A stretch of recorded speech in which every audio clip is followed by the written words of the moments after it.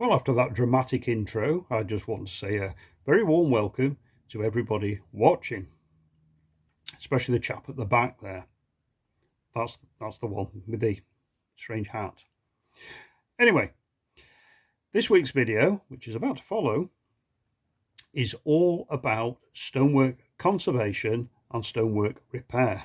Now, the conservation bit is basically a very ornate piece of Victorian stonework. This stonework was carved by a mason back in 1894. Very ornate, and it needed to be preserved, which we managed to do, hopefully.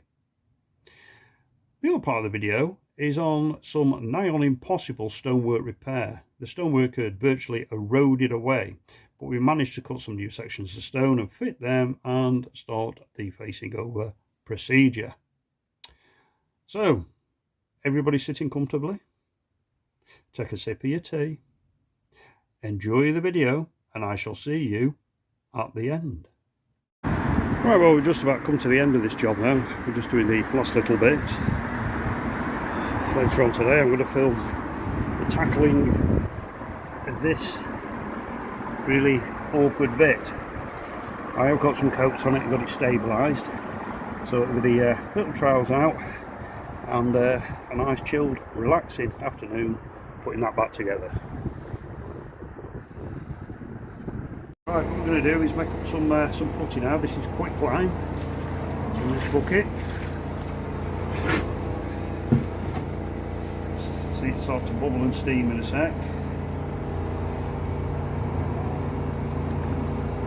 See that reaction taking place now. Here comes the steam. Just have a little bit more water.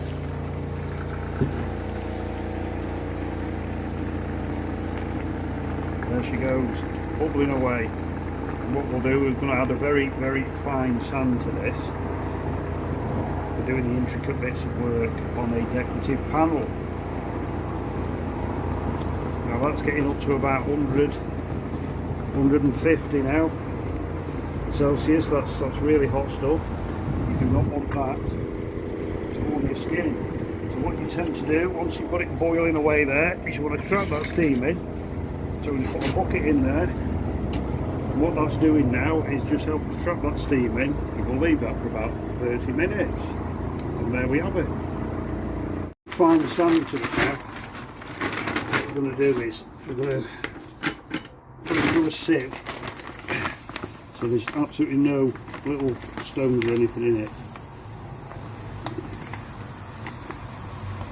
This is for doing some intricate work.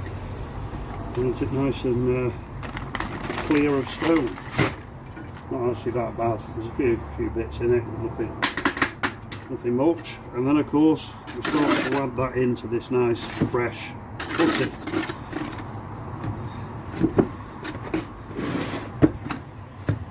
You may have to add a little bit of water because this is a dehydrated sand. Been in the workshop for about a year, so there's no water in it at all.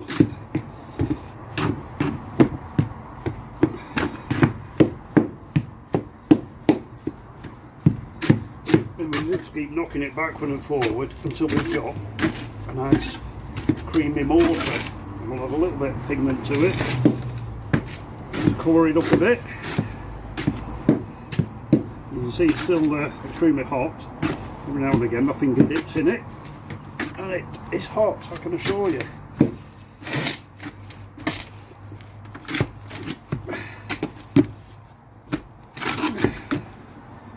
But this is pure quick lime.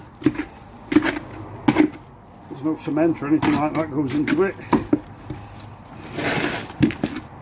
The ratio on this one is around a 4:1 gauge. Very similar to mix that we use if we were doing finishing coat for lime plaster. And the reason that we're using the fine sand on this one is because we're trying to do some really intricate little bits that need to be fairly smooth when finished.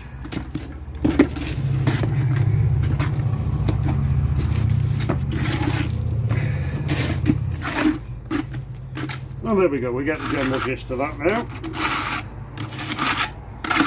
and that will be applied while it's still hot. So lovely and sticky, as you can see there. Doesn't want to fall off. You try doing that with a bit of sand and cement, be on the floor. But of course it's with it being quick lime, it's vapor permeable, which means that it can have that capillary action, like water in and out. It's also very flexible, and it's carbon neutral. It's now starting to suck carbon in from the air.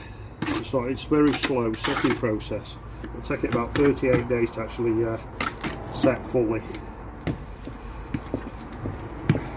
And there we have it. Mix ready for going on.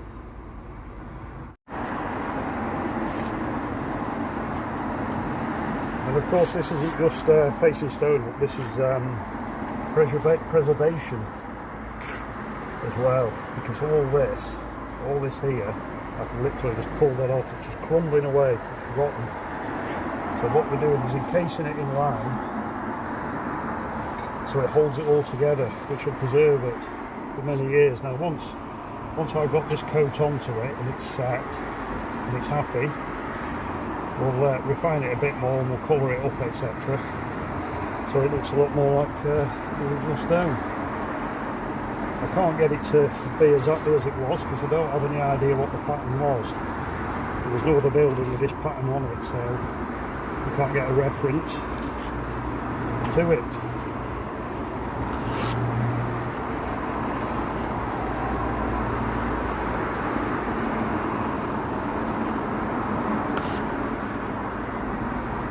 The idea is that I fill out the deep spots where the weather has eroded the stone away, and that then will stick all these bits together. It's all been saturated time and time again. I keep squirting it so it's nice and wet. It will stick to it.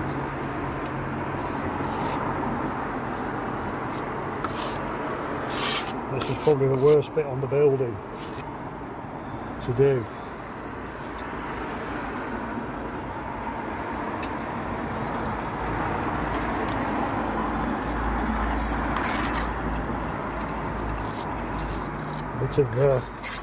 Bit of sculpting.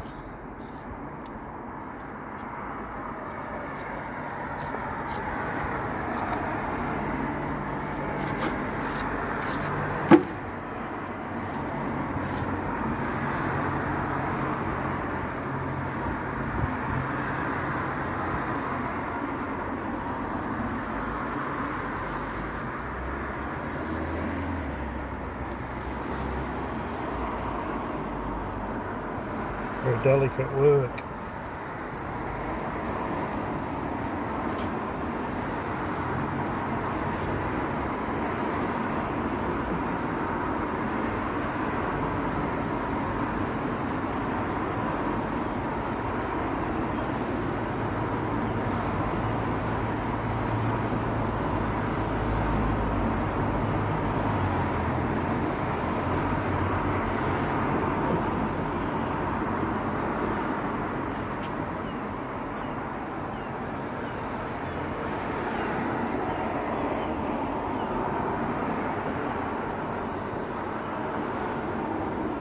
Shape it up with the old finger. Let's trowel going.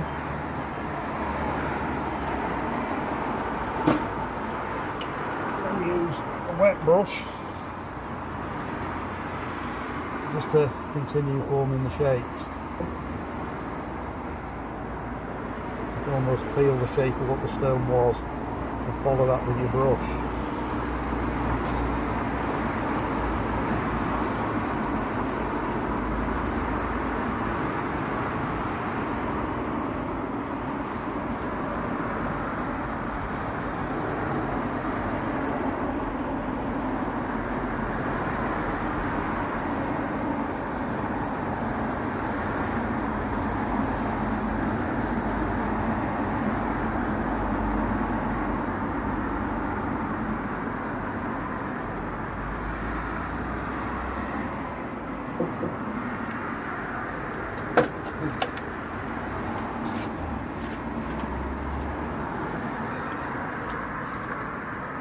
Of course, if this was a grade 1 or grade 2 star or something like that listed building, we'd have had to have sourced photographs of the stonework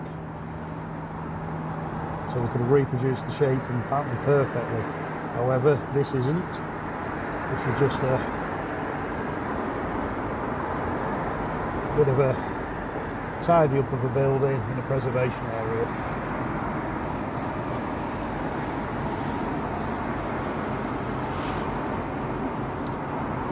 There's nothing in the rule books with this kind of work.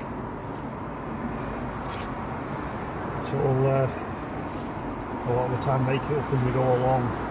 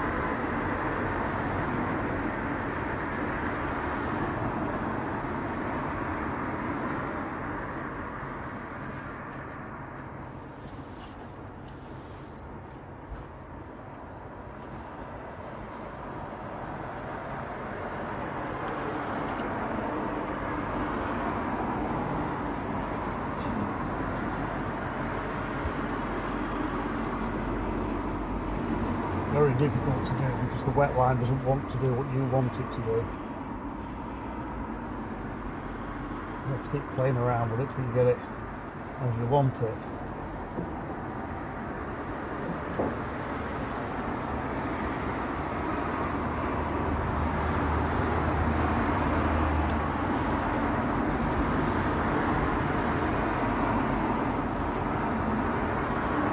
See there, pushing it right back into that big hole in there, which is now gluing the sections together again. And then we'll fill that out a little bit to get rid of the dent.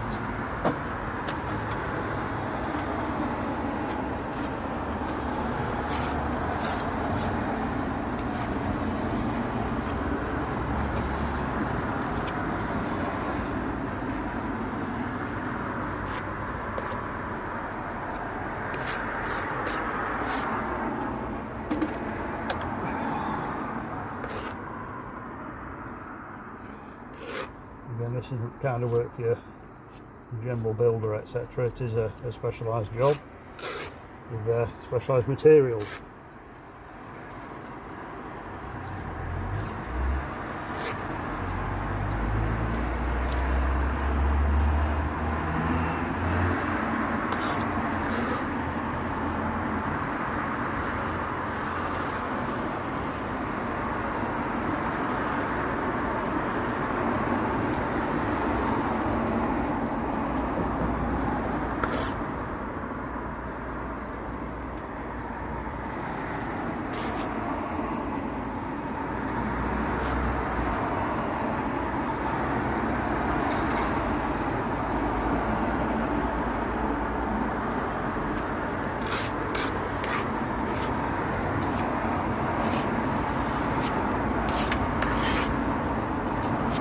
Again, get plenty packed in down there.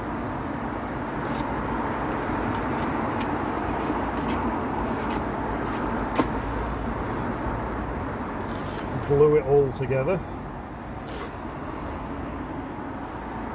Make sure it goes up and in.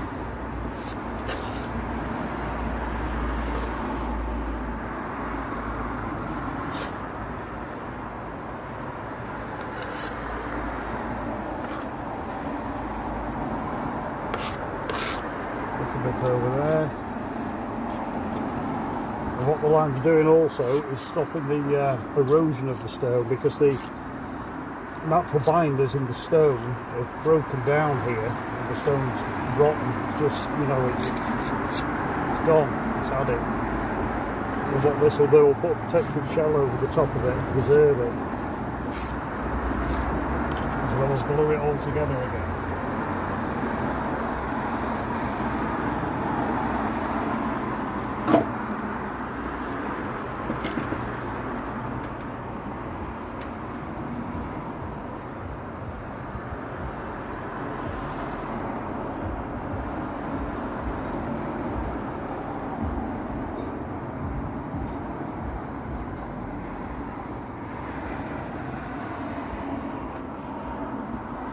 It around there.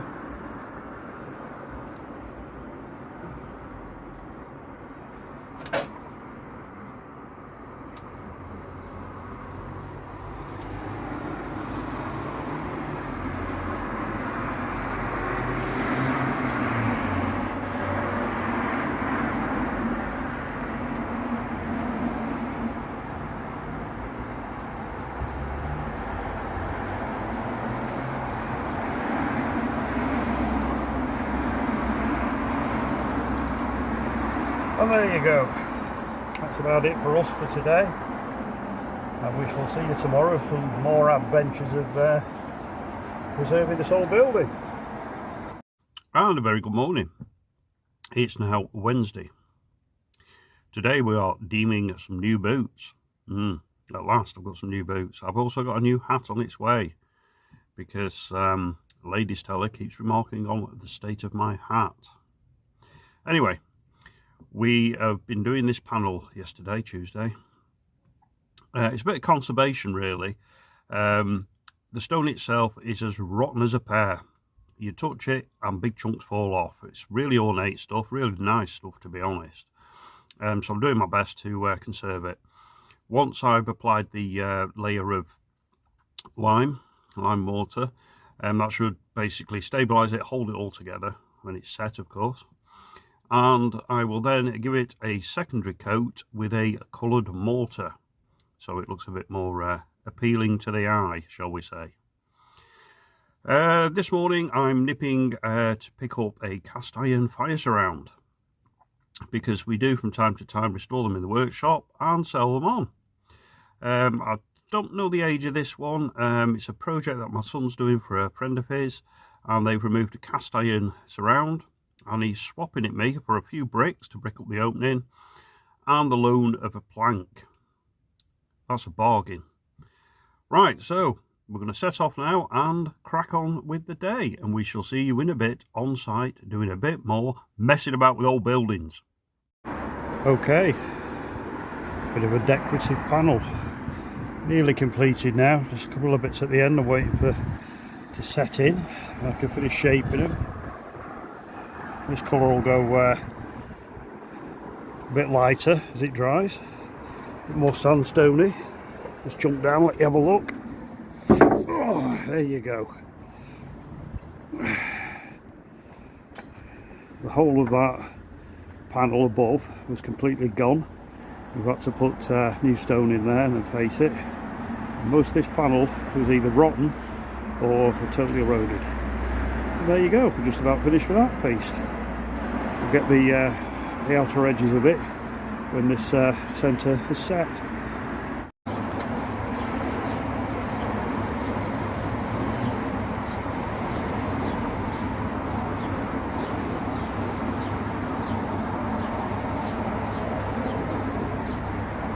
I'll walk it over now, keep the steam in there.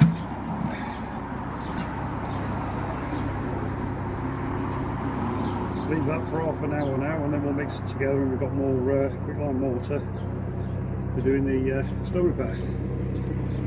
Okay, so that's the pattern bit now completely finished. Just got to put the old cherishing sheet, that thing blowing about there, over it, keep it moist and damp for a few days, and then we'll do the outside border, which will be a lot easier to do than that. It's taken me the best part of 2 days to get that all back together and stable again. It's not something I'd like to be doing every day.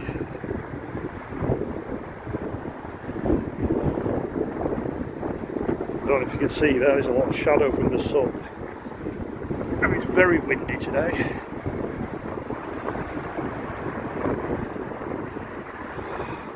Right, I'm up to the van now for a warm cup of tea. I am frozen. Well, that's the cherishing sheets on. You put that on to keep the wind off it and the sun, etc. That's been wetted up, and hopefully it will stop it drying too quick and cracking, which it probably won't. It'll probably still crack. But there we go. Right, so this is the next challenge.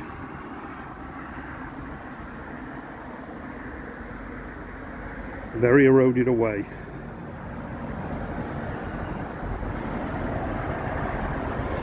You'd think somebody would have spent on the building before it got as bad as this, but they don't seem to have wanted to spend the money on it, unfortunately. And it's in a bit of a state, and we've got to make it good. Right, best carry on. Catch you in a bit. Wednesday, 4 o'clock, icy cold wind, and now it's raining, so I'm going home. Well, it's been a productive day. Managed to get the decorative panel finished. Cherishing sheets are up, they're nice and damp, and a bit of rain won't go amiss. So we shall be back tomorrow at 8 AM to do another day of messing about with old buildings. Good morning. It's now Thursday. We're in the back of the van. We're just knocking up some mortar. We're bedding in some stone. I've cut the stone ready, and it's the old tile routine again, only quite big pieces actually, to try and rebuild a central mullion that's, I'd say, more than eroded away. It's away, it's gone. Right, catch you in a minute. Over here is some freshly prepared lime mortar. This is a 3:1 gauge of quicklime and a grit sand. You also have a freshly cut piece of genuine sandstone.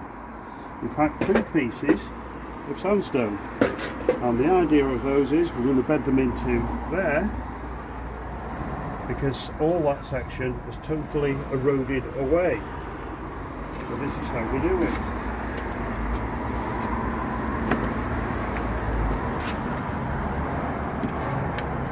As if we were bedding a brick or something on.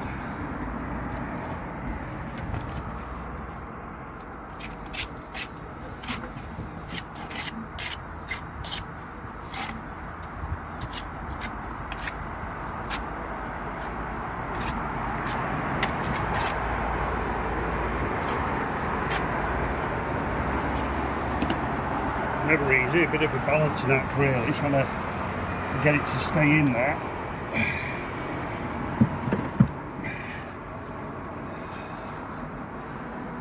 Set it back ever so slightly because it will be faced over, the same as all this, otherwise it won't match. And now what we do, we just very gently pack that top there, like so.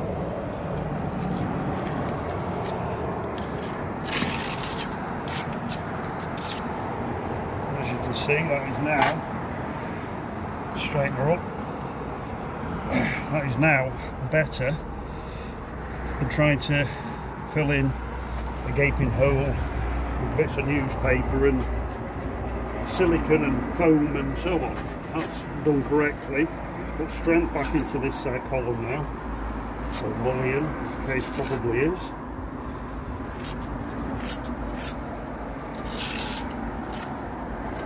And in the industry, that is what is known as a tile. So I'm going to do the same on this side now, only this side is going to be more tricky because I don't really have a ledge to sit it on here. It's just open, just gone. I need to get something in there to try and fill it out. So we'll start off by putting a bit of mortar onto there. I did put some, oh, we've lost a bit there, it's fallen in. Right, so we may have to rethink this one. We've just lost a huge piece of stone that's come off and fallen in there. So what I might have to do is cut that off there carefully, and then cut another piece of stone and do very similar to what we've done on the other side. This is the problem doing this kind of work. It's rotten as a pear.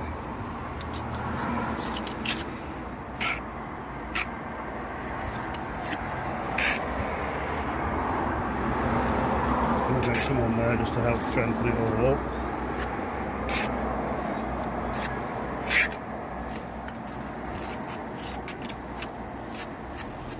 But this is why you never paint your stonework, or you never put sand and cement on your stonework, because it'll erode away to this degree. And once it's done that, you virtually lost it. You're either paying the masons to come in and do some very expensive repair work, or you're having to try and bodgy fill it up as I'm having to do here, which is not an easy task.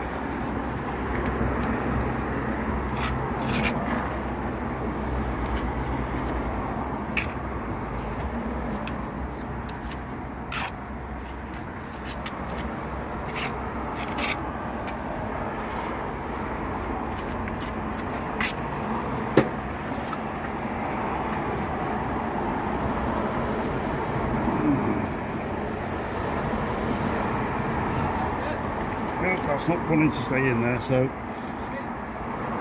we are going to have to very carefully cut the top of that off there.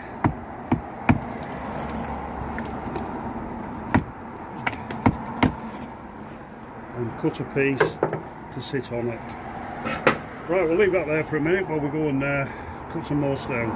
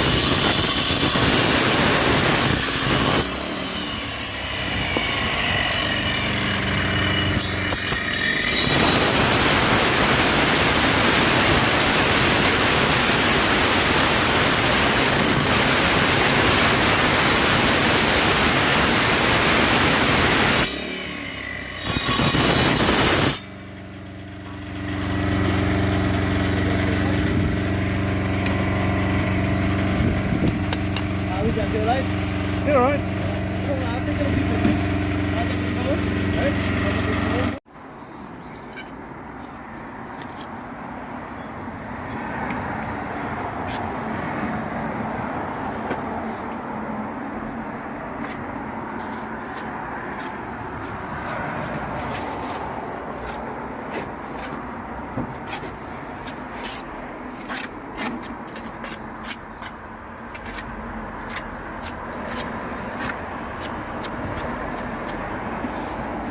As you can see, there's virtually nothing left now of this snow. This is the only way to save it. It's not easy at all. What I need to do now is try and get a little wedge, a stone wedge, into there.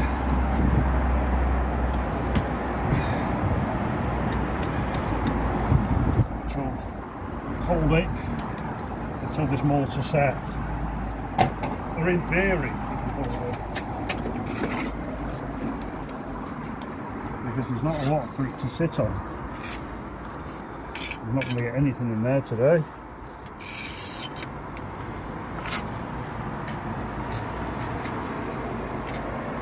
And this is what we're up against with these old buildings. I'm trying to make them strong and safe again.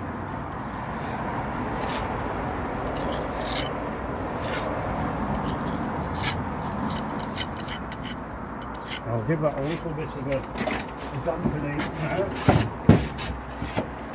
The old water pump.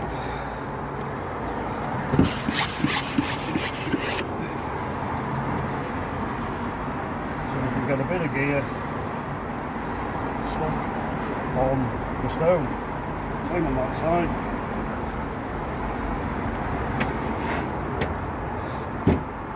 Just let it have a couple of seconds just for that water to pull in.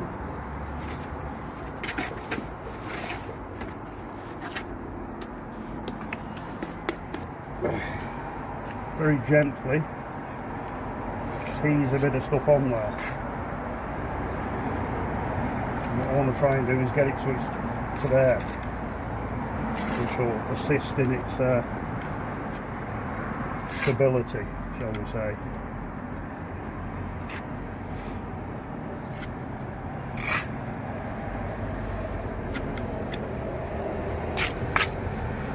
If you're a highly experienced stonemason out there and you're watching this and cringing, I do apologise, but this is how we do it.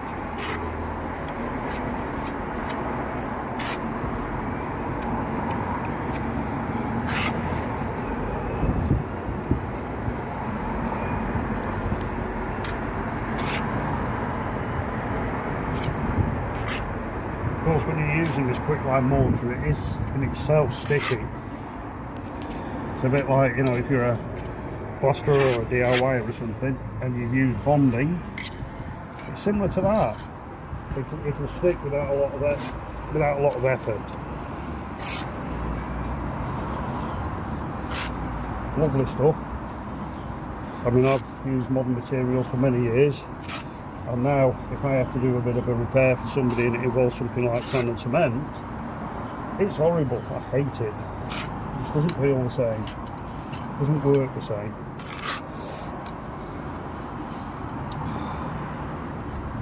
I mean, look how easily you can form that corner there.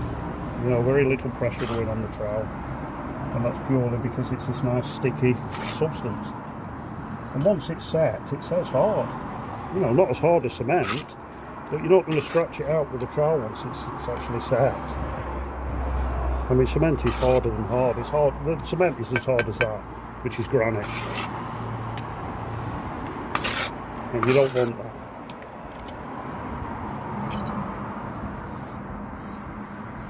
As you can see there now, it's starting to take shape, and where there was a huge hole, there's now no hole.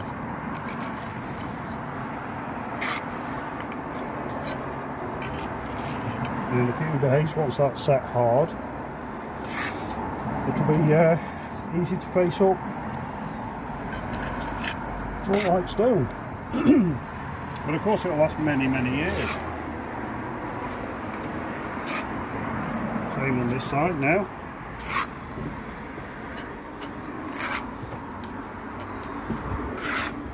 Bales there trying to squeeze past me with the camera.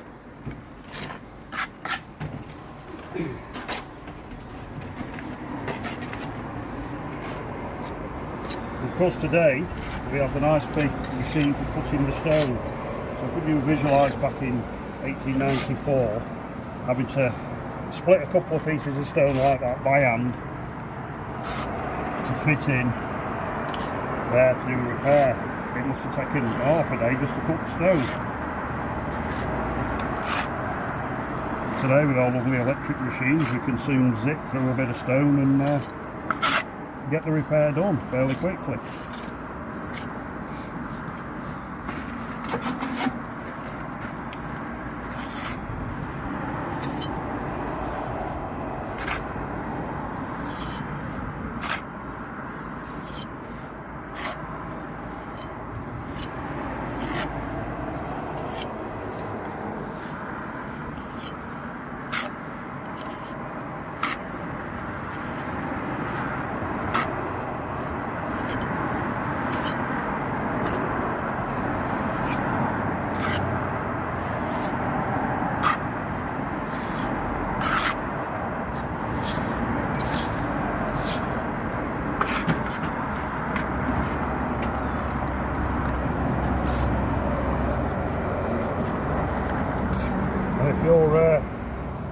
you're doing the stone on your own home this summer and you're a DIY fan and you've got some big holes in the stone, don't dip down to B&Q and get some filler with some paint. You need to do it properly. Put some pieces of stone and bed it in with lime. It'll last you forever. There's a bit of polyfiller and a bit of paint. It'll last you 6 months and it'll be gone and your stone will be rotten behind it.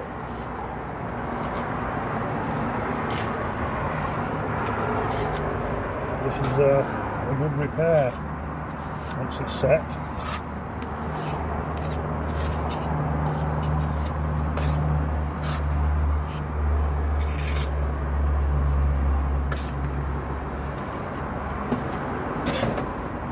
And it's always very tempting when you're creating something like that, just, you know, do a little smiley face or something, but I don't think we get away with it down here.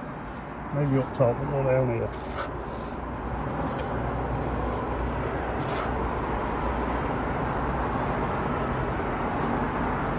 I think this is going to be leaves, a bit like the front of it there.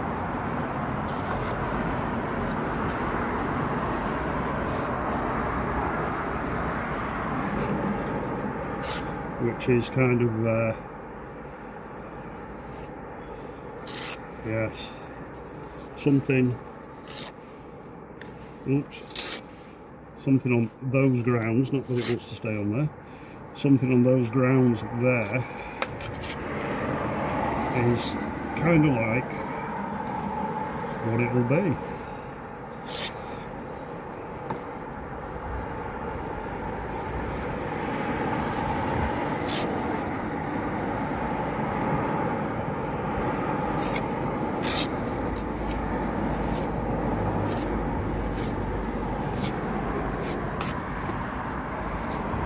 Straighten that little bit out there.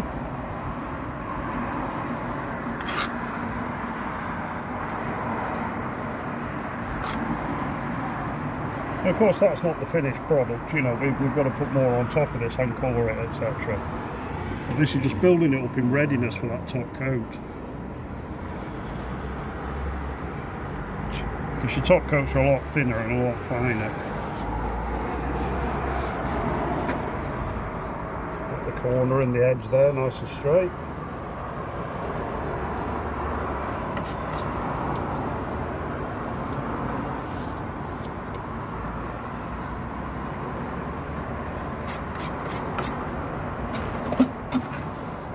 Right, what time are we on now? Right, it's quarter to brew time, Miles. So I think we'll leave it at that for now. Go and have a cup of tea and then come back and scratch all this up when it's setting a little bit, ready for a top coat. And then we'll try and do something with this down here. I might just put some more bits of stone in there just to fill it out. And then of course we've got these to face. This will all get the old bronze brush on it, get the loose bits off, then it'll be saturated, and then we'll face this up ready for top coating. Right, we'll wait for a cup of tea now. We shall see you shortly. Right, well that's brew time over. So what we're doing next is just turn you sideways. We're going to try and put some bits of stone inside that, or what's left of that column. We have there in the bucket some bits, and we'll try and get them in from both sides and pack it and make it solid, just so it's got a bit more strength to it. Okay, here we go. Try and get some mortar in there first. I've already wet it up, so sticking to it straight away. I've wet the stone up we're going to use.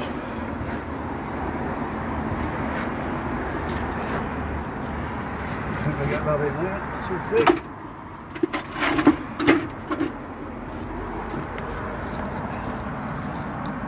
Quite a roll a bit thick actually. Here, be able to bed in there.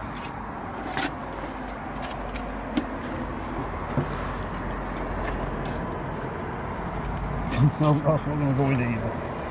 Right, so smaller bits here for there.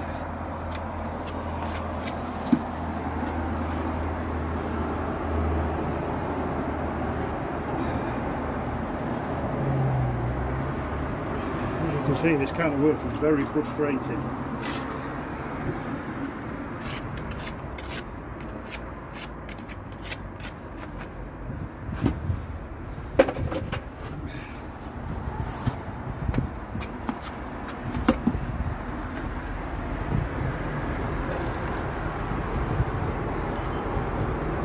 Still not going to go in. So when you have this problem, you've got to cut some stone down. So you can split a piece off.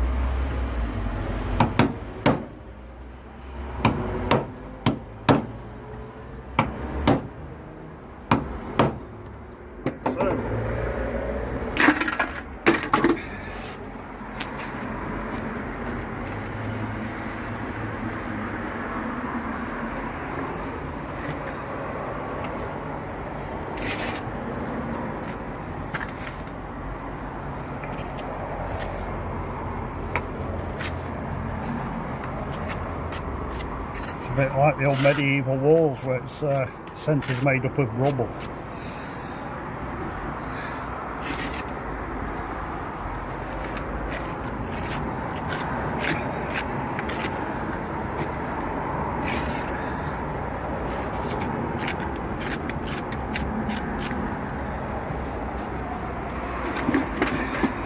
This is the third column that we've got to do this with on this particular project.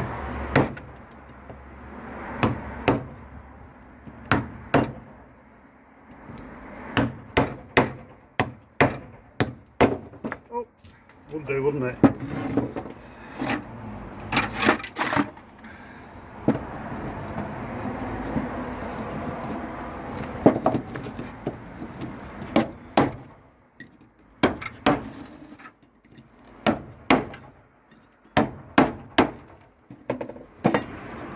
I mean, anybody sensible would have cut some pin strips with the machine, but I've just basically got a few bits of smashed stone that we had down at the bottom there to try and use.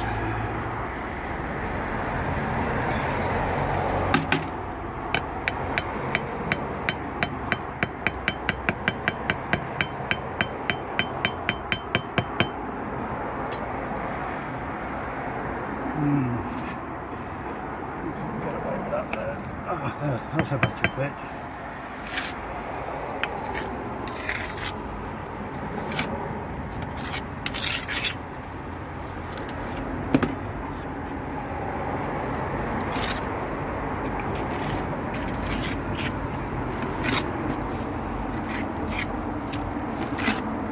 The reason we're putting the stone in is basically to give it strength, because if it was just the mortar, over time it will probably just crack away, and vibrations etc. from the road, because it is a very busy road at the side of this job.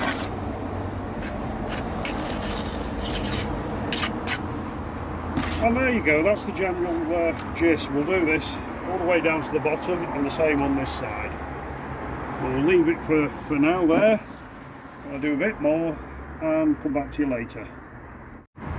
Sandstone is a sediment rock, as many of you will probably know, but for the ones that don't know, you can see in here you've got two different colours, and these are different sediments that have settled to either bottom of a lake, a seabed or even a river, and over time it's got deeper and deeper into the earth, of millions and millions of tons of pressure on it, until it's turned into sandstone. I mean, that is older than the dinosaurs. It's a fair old age, but you can see the shape of the bed. Right, so what we're going to do now, we're going to glue this bit of old seabed that we've established into this other bit of old seabed, which is commonly known as sandstone. We're going to bed it in there.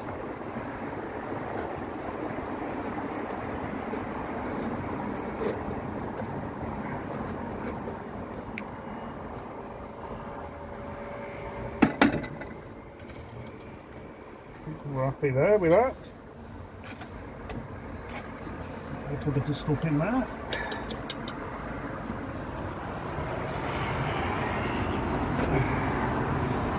And again, whenever you're doing anything like this, you always wet up your surfaces, your substrates, to help with the control of suction.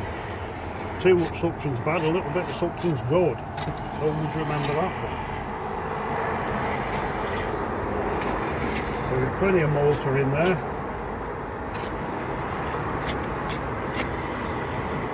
And slip that piece in. Oh, that one's dropping down now.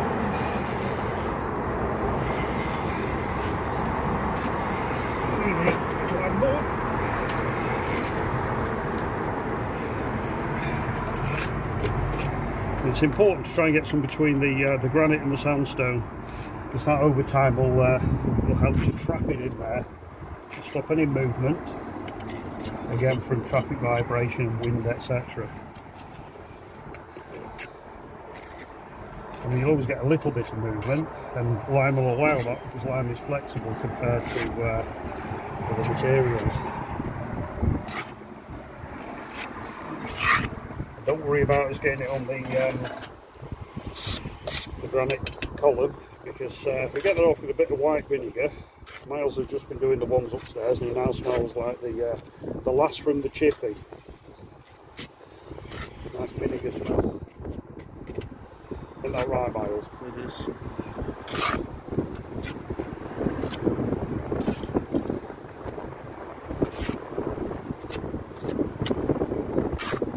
Again, this is reinforcing all this. You know, it's not just a case of facing it up to look nice and pretty. It's helping to strengthen it all. So as we said in the past, lime mortar will eventually turn back into limestone. So we are putting liquid stone in.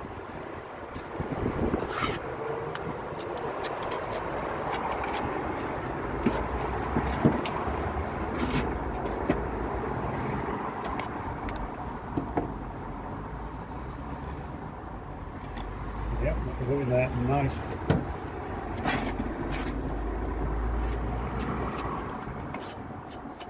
When you're trying to fit a piece of material into a gap, put a taper on it, which will assist you getting it in there. And you see, it squeezes out that bit of excess stuff, and you know it's bedded good and tight in there.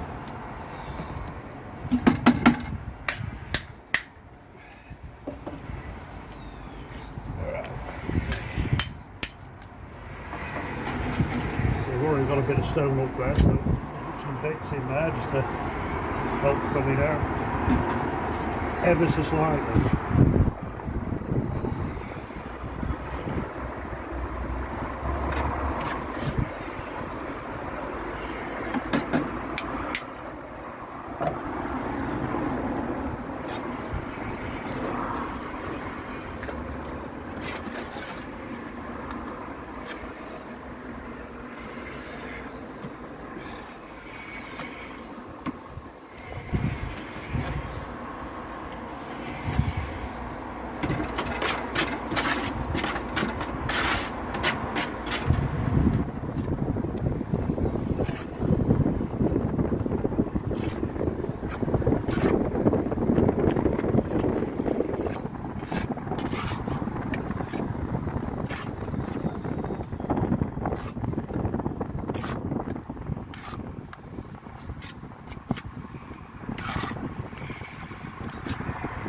Again, get it behind that granite column, pack it in nice and tight.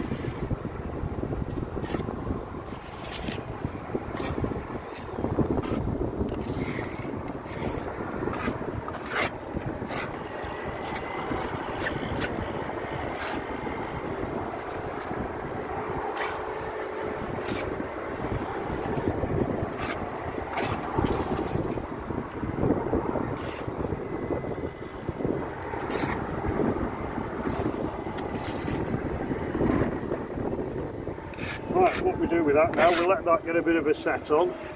And in a couple of hours we'll put the staff on it and we get it nice and straight, plumb and square. As you can see from this side, we've already started that process.